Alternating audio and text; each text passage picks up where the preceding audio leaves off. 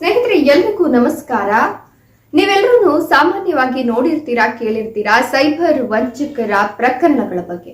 ಆದರೆ ವೃದ್ಧರನ್ನ, ಐಷಾರಾಮಿ ಜೀವನ ನಡೆಸೋರನ್ನ, ಬಿಸ್ನೆಸ್ ಮನ್ಗಳನ್ನೇ ಟಾರ್ಗೆಟ್ ಮಾಡ್ತಿದ್ದಂತಹ ಸೈಬರ್ ವಂಚಕರು ಈಗ ರೈತರನ್ನು ಬಿಡ್ತಿಲ್ಲ ಅಂತ ಹೇಳಿದ್ರೆ ಖಂಡಿತವಾಗಿಯೂ ಕೂಡ ನೀವು ನಂಬಲೇಬೇಕು. ಹಾಗಾದ್ರೆ ಏನಿದು ಹೊಸದಾಗಿ ಸೈಬರ್ ಪ್ರಕರಣ, ಅದರಲ್ಲೂ ರೈತರನ್ನ ಬಿಡ್ತಿಲ್ವಾ? ಏನಿದು? ಇದರ ಬಗ್ಗೆ ಒಂದಷ್ಟು ಮಾಹಿತಿಯನ್ನ ಕೊಡ್ತಾ ಹೋಗ್ತೀನಿ. ಅದಕ್ಕಿಂತ ಮೊದಲು ಸ್ನೇಹಿತರೆ, ಕರ್ನಾಟಕ ನ್ಯೂಸ್ 9ಗೆ ಸ್ವಾಗತ. ನಾನು ವಿಮಲಾ ನಾಗರಾಜ್. ಸ್ನೇಹಿತರೆ, ಹೌದು, PM ಕಿಸಾನ್ ಯೋಜನೆಯ ಬಗ್ಗೆ ನಾನು ಆಗಾಗ ಒಂದಷ್ಟು ಅಪ್ಡೇಟ್ಸ್ ಅನ್ನ ಕೊಡ್ತಾ ಹೋಗ್ತೀನಿ. ಆದರೆ ಇದೀಗ ಇದೇ PM ಕಿಸಾನ್ ಯೋಜನೆಯನ್ನ ಟಾರ್ಗೆಟ್ ಮಾಡ್ಕೊಂಡಿರ್ತಕ್ಕಂತ ಸೈಬರ್ ಖದೀಮರು ಪಾಪ ರೈತರನ್ನ ಕೂಡ ಬಿಡದೆ ಟಾರ್ಗೆಟ್ ಮಾಡ್ತಿದ್ದಾರಂತೆ. ಹೌದು, PM ಕಿಸಾನ್ ಯೋಜನೆಯ ಲಿಂಕ್ ಗಳನ್ನ ಕಳಿಸಿ ಇದನ್ನ ನೀವು ಇನ್ಸ್ಟಾಲ್ ಮಾಡ್ಕೊಂಡ್ರೆ, ಈ ಲಿಂಕ್ ಮೇಲೆ ನೀವು ಕ್ಲಿಕ್ ಮಾಡ್ಕೊಂಡ್ರೆ ಸರ್ಕಾರ ನಿಮ್ಗೆ 6,000 ರೂಪಾಯಿ ಹಣ ಕೊಡುತ್ತೆ ಅಂತ ಹೇಳಿ ಪಾಪ ಮುಗ್ಧ ರೈತರನ್ನ ಬಲಿಪಶುಗಳಂತೆ ಮಾಡ್ತಾ ಇದ್ದಾರೆ. ಹೌದು, PM ಕಿಸಾನ್ ಅಪ್ಲಿಕೇಶನ್ ಮತ್ತೆ ಬ್ಯಾಂಕಿಂಗ್ ಸೇವೆಯ ಕುರಿತು ನಿಮ್ಗೆ ಒಂದು ಅಪ್ಡೇಟ್ ಇದೆ. ಇದನ್ನ ನೀವು ಅಪ್ಡೇಟ್ ಮಾಡ್ಕೊಂಡ್ರಿ ಅಂತ ಹೇಳಿದ್ರೆ ನಿಮ್ಗೆ 6,000 ರೂಪಾಯಿ ಬರುತ್ತೆ ಅಂತ ಹೇಳ್ಬಿಟ್ಟು ವಾಟ್ಸ್ಆಪ್ ಒಳಗಡೆ ನಕಲಿ ಲಿಂಕ್ ಗಳನ್ನ ಕಳಿಸುತ್ತಾರೆ. ಈ ನಕಲಿ ಲಿಂಕ್ ಗಳು ಹೆಂಗಿರುತ್ತೆ ಅಂದ್ರೆ, PM ಕಿಸಾನ್ ಯೋಜನೆಯ ಅಧಿಕೃತ ಯೋಜನೆಯ ಬಗ್ಗೆ ಏನೆಲ್ಲ ಡೀಟೇಲ್ಸ್ ಅನ್ನ ಗವರ್ಮೆಂಟ್ ಕೊಟ್ಟಿರುತ್ತೋ ಅದೇ ರೀತಿ ಇವರು ಕೂಡ ಮಾಡಿರ್ತಾರಂತೆ. ಜೊತೆಗೆ ನಮ್ಮ ಬ್ಯಾಂಕ್ ಲೋಗೋಗಳು ಇರುತ್ತಲ್ಲ, ಆ ಲೋಗೋಗಳನ್ನು ಕೂಡ ಸತ್ಯ ತಲೆ ಮೇಲೆ ಹೊಡೆದಿರೋ ರೀತಿ ಇವರು ಸಿದ್ಧಪಡಿಸಿರ್ತಾರಂತೆ. ಈ ರೀತಿ ನಕಲಿ ಲಿಂಕ್ ಗಳನ್ನ ಕಳಿಸಿದಾಗ ಮೊದಲೇ ಕೆಲವೊಂದಷ್ಟು ಜನ ರೈತರು ಮುಗ್ಧರಿರ್ತಾರೆ. ಅವರಿಗೆ ಈ ರೀತಿಯ ಒಂದಷ್ಟು ಪ್ರಕರಣಗಳ ಬಗ್ಗೆ ನಾಲೆಡ್ಜ್ ಅಂತೂ ಇರೋದಿಲ್ಲ. ಇನ್ ಸೈಬರ್ ವಂಚನೆ ಅಂದ್ರೆ ಏನು ಅಂತಾನೆ ಕೂಡ ಗೊತ್ತಿರೋದಿಲ್ಲ. ಇಂತಹ ಸಂದರ್ಭದಲ್ಲಿ ಸರ್ಕಾರ 6,000 ರೂಪಾಯಿ ಕೊಡುತ್ತೆ ಅಂತ ಹೇಳಿದ್ರೆ ಯಾಕೆ ಬಿಡ್ಬೇಕು ಅಂತ ಹೇಳ್ಬಿಟ್ಟು ಪಾಪ ಅವ್ರ ಆ ಲಿಂಕ್ ಮೇಲೆ ಕ್ಲಿಕ್ ಮಾಡಿದ್ರು ಅಂತ ಹೇಳಿದ್ರೆ ಖಾತೆನಲ್ಲಿ ಇರ್ತಕ್ಕಂಥ ದುಡ್ಡೆಲ್ಲ ಎಗರಿಸ್ಕೊಂಡು ಹೋಗ್ತಾರೆ. ಸೊ ಈ ರೀತಿಯ ಒಂದಷ್ಟು ಪ್ರಕರಣಗಳು ಹೆಚ್ಚಾಗ್ತಾ ಇದೆ. ಹಾಗಾಗಿ ಅವೇರ್ನೆಸ್ ಅನ್ನ ಮೂಡಿಸ್ಬೇಕು ಅನ್ನೋ ಸಲುವಾಗಿ ನಾನು ಈ ವಿಡಿಯೋವನ್ನ ಮಾಡ್ತಾ ಇರೋದು.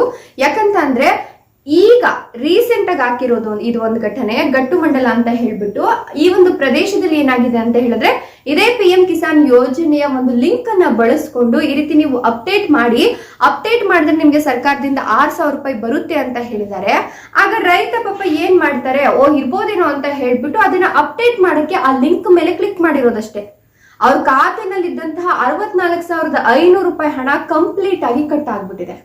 ಆಮೇಲೆ ರೈತ ಎಚ್ಚೆತ್ಕೊಳ್ತಾರೆ, ಇಲ್ಲೇನೋ ಸಮಸ್ಯೆ ಆಗಿದೆ, ಏನೋ ಪ್ರಾಬ್ಲಮ್ ಆಗಿದೆ ಅಂತ ಹೇಳ್ಬಿಟ್ಟು ಪೊಲೀಸ್ ಸ್ಟೇಷನ್ಗೆ, ಗಟ್ಟು ಪೊಲೀಸ್ ಠಾಣೆಯಲ್ಲಿ ಹೋಗ್ಬಿಟ್ಟು ಇದ್ರ ಬಗ್ಗೆ ದೂರನ್ನ ಕೂಡ ದಾಖಲು ಮಾಡಿದ್ದಾರೆ. ಸೊ ಹಂಗಾಗಿ ಈ ಒಂದು ವಿಚಾರದ ಬಗ್ಗೆ ಪೊಲೀಸರು ಜಾಗೃತಿಯನ್ನ ಮೂಡಿಸ್ಲಿಕ್ಕೆ ಒಂದಷ್ಟು ಪ್ರಚಾರ ಕಾರ್ಯಗಳನ್ನ ಕೂಡ ಮಾಡ್ತಿದ್ದಾರೆ. ಇದರ ಜೊತೆಗೆ ಮೆಹಬೂಬ್ ನಗರ ಜಿಲ್ಲೆಯಲ್ಲೂ ಕೂಡ ಇದೇ ರೀತಿ ಪ್ರಕರಣ ನಡೆಯುತ್ತೆ. ಏನಪ್ಪಾ ಅಂತ ಹೇಳಿದ್ರೆ, ಅಲ್ಲಿ ಈ ಒಂದು ಪ್ರಕರಣಗಳು ಹೆಂಗಾಗ್ತದೆ ಅಂತಂದ್ರೆ, PM ಕಿಸಾನ್ ಯೋಜನೆ ಅಂದ್ರೆ ಸರ್ಕಾರ ರೈತರನ್ನ ಸ್ವಲ್ಪ ಸಬಲೀಕರಣ ಮಾಡಬೇಕು, ರೈತರಿಗೆ ಏನಾದ್ರೂ ಯೋಜನೆಗಳನ್ನ ಮಾಡಬೇಕು, ರೈತರಿಗೆ ಸಹಕಾರಿ ಆಗುವಂತೆ ಒಂದಷ್ಟು ಹಣಕಾಸಿನ ವ್ಯವಸ್ಥೆಯನ್ನ ಮಾಡಬೇಕು ಅಂತ ಹೇಳ್ಬಿಟ್ಟು ಒಂದಷ್ಟು ಯೋಜನೆಗಳನ್ನ ಜಾರಿಗೆ ತರ್ತಾ ಇರುತ್ತೆ. ಇದನ್ನೇ ಅಡ್ವಾಂಟೇಜ್ ಆಗಿ ಇಟ್ಕೊಂಡಿರ್ತಕ್ಕಂಥ ಸೈಬರ್ ಖದೀಮರು ಏನ್ ಮಾಡ್ತಾರೆ ಅಂತ ಹೇಳಿದ್ರೆ, ರೈತರನ್ನೇ ಟಾರ್ಗೆಟ್ ಮಾಡಿ ಈ ರೀತಿಯ ನಕಲಿ ಲಿಂಕ್ ಗಳನ್ನ ಸೃಷ್ಟಿಸಿ ವಾಟ್ಸ್ಆಪ್ ಗ್ರೂಪ್ ಗಳಲ್ಲಿ ಹರಿಬಿಡ್ತಾರೆ. ಆದರೆ ಟೈಮ್ ಕೆಟ್ಟಾಗ ಪಾಪ ರೈತರು ಇಂತಹ ಒಂದು ನಕಲಿ ಸಂದೇಶಗಳಿಗೆ ಬಲಿ ಆಗ್ತಾರೆ ಅಂತ ಹೇಳಬಹುದು.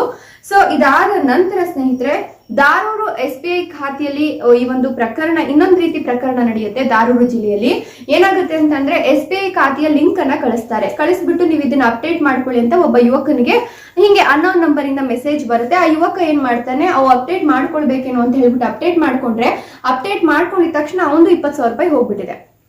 ಇದರ ಜೊತೆಗೆ ಗಡ್ವಾಲ್ ಮಂಡಲದಲ್ಲೂ ಕೂಡ ಮದುವೆ ಹಾಲ್ನ ಹುಡುಕಬೇಕು ಅಂತ ಹೇಳ್ಬಿಟ್ಟು ಒಬ್ಬ ವ್ಯಕ್ತಿ ಹೋಗ್ತಾ ಇರ್ತಾರೆ. ಆಗ ಇದೇ ರೀತಿ ನಕಲಿ ಅಪ್ಲಿಕೇಶನ್ ಅನ್ನ ಕಳಿಸ್ಬಿಟ್ಟು ಈ ಅಪ್ಲಿಕೇಶನ್ ಅನ್ನ ಡೌನ್ಲೋಡ್ ಮಾಡ್ಕೊಳ್ಳಿ, ನಿಮ್ಗೆ ಮದುವೆ ಹಾಲ್ಗಳು ಅಂದ್ರೆ ಚೌಟ್ರಿಗಳನ್ನ ಬುಕ್ ಮಾಡ್ಲಿಕ್ಕೆ ಈಸಿ ಆಗುತ್ತೆ ಅಂತ ಹೇಳ್ತಾರೆ. ಪಾಪ ಅವರು ಅದೇ ರೀತಿ ಆ ಒಂದು ಆಪ್ ಅನ್ನ ಡೌನ್ಲೋಡ್ ಮಾಡ್ಕೊಂಡಿದ್ದಷ್ಟೇನೆ ಅವ್ರ ಖಾತೆಯಲ್ಲಿ ಇದ್ದಿದ್ದ ಹಣ ಎಲ್ಲಾನು ಮಾಯ ಆಗ್ಬಿಟ್ಟಿದೆ.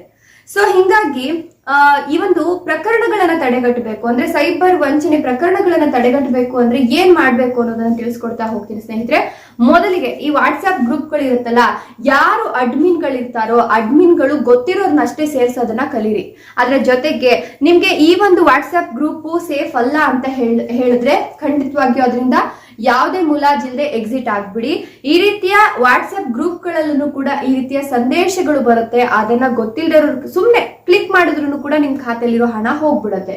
ಸೊ ಹಾಗಾಗಿ ಆ ರೀತಿಯ ಪ್ರಕರಣಗಳಾಗಬಾರ್ದು ಅಂತಂದ್ರೆ ಫಸ್ಟ್ ವಾಟ್ಸ್ಆಪ್ ಗ್ರೂಪ್ಗಳ ಬಗ್ಗೆ ನೀವು ಗಮನವನ್ನ ಹರಿಸಬೇಕಾಗತ್ತೆ.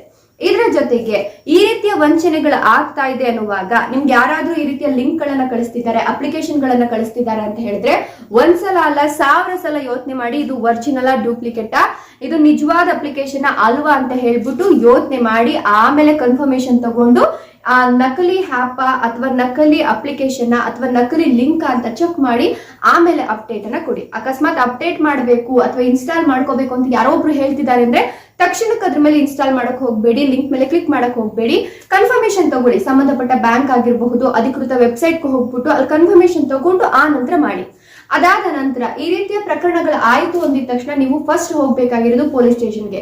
ಪೊಲೀಸ್ ಸ್ಟೇಷನ್ಗೆ ಹೋಗ್ಬಿಟ್ಟು ಈ ರೀತಿ ನಮಗೆ ನಕಲಿ ವಂಚನೆ ಪ್ರಕರಣಗಳಾಗಿದೆ, ನಕಲಿ ಲಿಂಕ್ ಗಳನ್ನ ಕಳಿಸಿ ಅಥವಾ ನಕಲಿ ಆ್ಯಪ್ ಗಳನ್ನ ಕಳಿಸಿ ಈ ರೀತಿ ಹಣ ಕಳ್ಕೊಂಡಿದ್ದೀನಿ ಅಂತ ಹೇಳ್ಬಿಟ್ಟು ಫಸ್ಟ್ ಹೋಗ್ಬಿಟ್ಟು ಪೊಲೀಸ್ ಠಾಣೆಗೆ ನೀವು ಪ್ರಕರಣವನ್ನ ದಾಖಲಿಸಬೇಕಾಗುತ್ತೆ. ಸೊ ಸ್ನೇಹಿತರೆ, ಈ ರೀತಿಯ ಪ್ರಕರಣಗಳು ದಿನದಿಂದ ದಿನಕ್ಕೆ ಹೆಚ್ಚಾಗ್ತಿರೋದ್ರಿಂದ ಸಾಧ್ಯವಾದಷ್ಟು ಮಟ್ಟಿಗೆ ಹುಷಾರಾಗಿದೆ. ಎಸ್ಪೆಷಲಿ ರೈತರು ಈಗ 2,000 ರೂಪಾಯಿ ಬರ್ತಾ ಇದೆ, ಅದ್ರ ಜೊತೆಗೆ ಇನ್ನೊಂದು 6,000 ರೂಪಾಯಿ ಬರುತ್ತೆ ಅಂತ ಅಂದಾಗ ಎಂತವ್ರಾದ್ರೂ ಓಕೆ ಅಂತ ಹೇಳ್ಬಿಟ್ಟು ಮುಂದುವರಿತೀರಾ, ಅದು ತಪ್ಪಲ್ಲ.